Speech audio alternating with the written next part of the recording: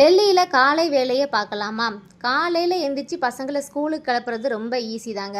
ஆனால் அவங்களுக்கு என்ன லஞ்சு கொடுக்கலாம், என்ன ஸ்நாக்ஸ் கொடுக்கலாம், ஒவ்வொரு நாளைக்கும் என்ன கொடுக்கலாம் அப்படின்னு சொல்லி தேடி என்ன ஏதுன்னு யோசிக்கக்குள்ளேயும் மண்டை காஞ்சி போயிடும். அதுக்குள்ளேயும் பாதி டைம் வேஸ்ட்டாக போயிடும். இன்றைக்கி அப்படி தான் காலையில் பார்த்தீங்கன்னா வாழைப்பழம் நல்லா பழுத்து இருந்துச்சு. இந்த மழை சீசனில் வாழைப்பழத்தை டைரெக்டாக கொடுத்தோம் அப்படின்னு சொன்னால் சளி பிடிச்சிக்கிடும் அப்படின்னு சொல்லிட்டு அதை கொஞ்சம் டிஃப்ரெண்ட்டாக யோசித்து பேன் கேக் மாதிரி ரெடி பண்ணி இன்றைக்கி ஸ்கூலுக்கு அதான் கொடுத்து விட்டேங்க.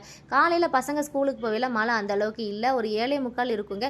பார்க்குற பால்கனிலேருந்து சரியான மழை. பசங்க எப்படி தான் ஸ்கூலுக்கு போனாங்களோ அப்படின்னு சொல்லி யோசிச்சுட்டே இருந்தேன். வீட்டில் இருக்க நமக்கு வந்து மழை பெஞ்சாலும் சரி, வெயில் அடித்தாலும் சரி ஒன்றும் பிரச்சனை கிடையாது, அதை அட்ஜஸ்ட் பண்ணி வாழ்ந்துருவோம். ஆனால் வெளியில் போயிட்டு வரவங்களுக்கு தான் அதோட கஷ்டம் தெரியும். மழையாக இருந்தாலும் சரி, வெயிலாக இருந்தாலும் சரி. அப்படி தான் எங்கள் வீட்டு பால்கனிலேருந்து அங்களுடைய டெல்லியை எட்டி பார்க்குறேன். டெல்லியே தெரியாத அளவுக்கு மழை பெஞ்சிட்டு இருந்துச்சுங்க. நான் இப்போ காட்டிகிட்டு இருக்கலாம், இது வந்து ஒரு குளம் அப்படி தான் நினைக்கிறீங்க. இது குளம் கிடையாது.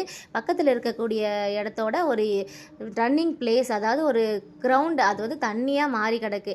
ஓகே, டெல்லியில் இப்படி தாங்க காலை பொழுது இருக்கும். இப்படி பரபரப்பான பொழுதோடு இன்றைக்கி காலை தொடங்கிருச்சு. உங்களுக்கு எப்படி இன்றைக்கி காலை பொழுது ஸ்டார்ட் ஆயிருக்கு?